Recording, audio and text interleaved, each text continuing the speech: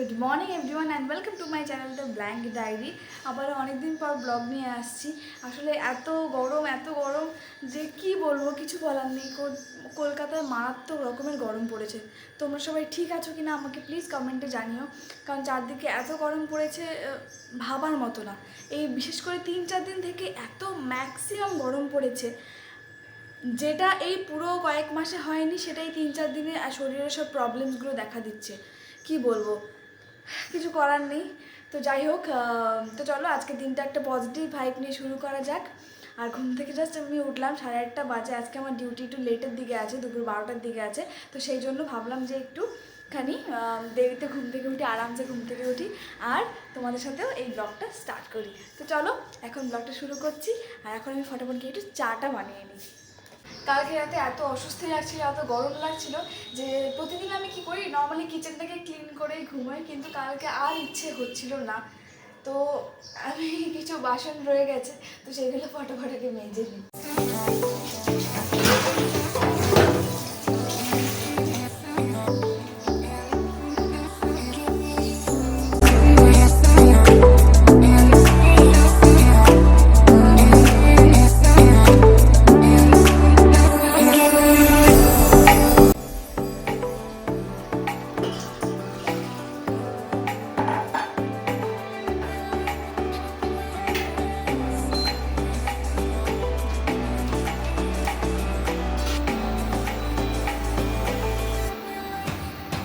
দুটো ব্রেড খেয়ে নিচ্ছি সকাল সকাল, আর এখানে আমি গ্রিন টিটা করে নিয়েছি। একেবারে যেহেতু 12টায় বেরোবো, তো ভাবছি একেবারে খেয়ে দিয়েই বেরোই। তো ভাবছি ভাতটাও একবারে বসিয়ে দিই, তাহলে কাজটা আমার একবারে হয়ে যাবে। তারপর বাকি কাজগুলো আমি ইজিলি করতে পারবো, ঘরটাও গোছানোর বাকি আছে। তো একবারে চালটা ধুয়েও বসিয়ে নিই, একেবারে ঝামেলা শেষ হয়ে যাবে। তারপর দেখছি কি সবজি রান্না করা। আমার না ভাবলেই কীরকম লাগছে, এই গরমে আমাকে বেরোতে হবে, বেরিয়ে এতটা দূর আজকে আমাকে ডিউটি করতে যেতে হবে ব্যারাকপুর। জানি তোমরা ভাবছো হ্যাঁ চাকরিতে গেছো, তারপরে তুমি এসব ভাবছো, কিন্তু না, ভাবনাটা চলেই আসে। কেন কি এত গরমে সত্যি কথা, মানে কাজ ছাড়া আই থিঙ্ক কারোরই বেরোনো উচিত না বাইরে। সবার কি বলবো, সবার শারীরিক পরিস্থিতি সেম হয় না। ভগবান না করুক কিছু দুর্ঘটনা হয়ে যাক বা কিছু, তো সবাই টেক কেয়ার করো নিজের শরীরে, সবার বাবা মায়েদের, বাড়ির কাছের লোকেদের। তো এত গরমে প্লিজ বেরোতে দিও না, যদি না খুব আর্জেন্সি থাকে। তো যাই হোক, আমাদের তো কাজ করতেই হবে, কিছু করার নেই, তো বেরোতেই হবে। তো কি বিছানা পরিষ্কার করে, তো চলো ফটাফট এখন কাজবাজ করে বেরিয়ে পড়ি, আর কিছু করার নেই। এই যে ব্রেকফাস্ট কমপ্লিট, এটা নিয়ে যাচ্ছি কিচেনে, এগুলো সব ডাস্টবিনে ফেলে দেবো। আর এই যে এখানে আমার ভাত হচ্ছে, আর আজকে দেখি কি রান্না করি। এখানে আমি আলু ছাড়া কিছুই দেখতে পাচ্ছি না আজকে, তো বুঝতে পারছি না আমি কি রান্না করব। জাস্ট আলু আছে, এখানে ডাল রয়েছে, আর সয়াবিন কিছু একটা আছে। তো আমি আজকে বেশি কিছু করব না, সিম্পল। ও ডিম আছে, ডিম খাবো না, অনেক দিন থেকে ডিম খাচ্ছি। রোজ রোজ ডিম খেতে আর ভালো লাগে না এত গরমে। আজকে দেখছি ভাত আর একটা কিছু সবজি নর্মাল করে নেবো। এক সবজির গাড়িটাও আসছে না যে আমি একটু সবজি কিনবো, তো কিছু করার নেই। তাড়াতাড়ি করে খেয়ে আমি জাস্ট কাজবাজ করে, অনেকবার এক কথা বলছি। আচ্ছা ঠিক আছে, তো চলো দেখা যাচ্ছে একটু পরে।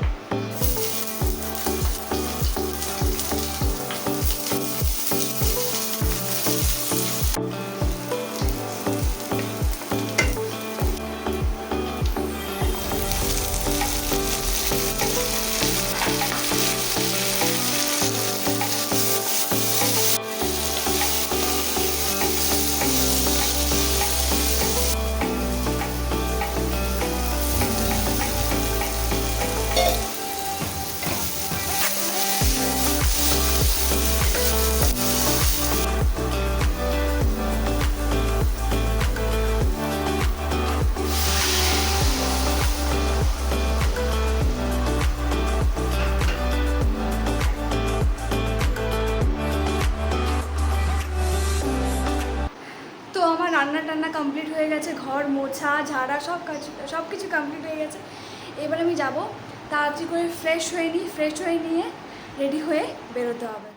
তো আমি ফ্রেশ হয়ে গিয়েছি আর এখন খেয়ে নেব, খেয়ে নিয়ে তারপর রেডি হচ্ছে। আর মানে কীরকম হলো রান্নাটা তোমাদেরকে দেখাচ্ছি দাদা।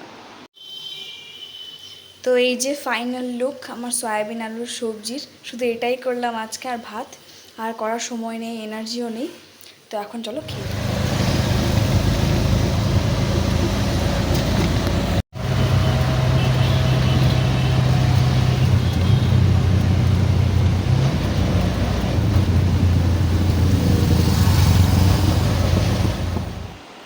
তো রুমে এসে গেছি আমি।